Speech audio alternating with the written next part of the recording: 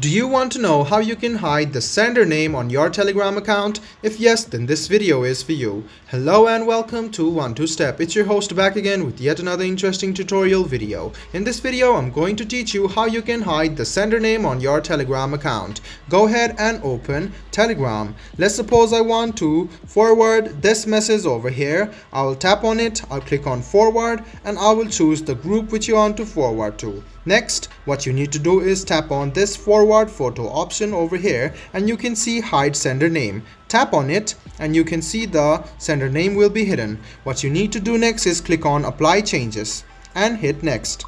You can see that the sender name will not appear on the screen. Let me give you another example. Let's suppose I want to forward this message. I'll tap on it, I'll click forward and I will send it to this group. Now I'll click on forward message and I'll click on hide sender name. You can see that the sender name has been removed. After that, click apply changes and hit next.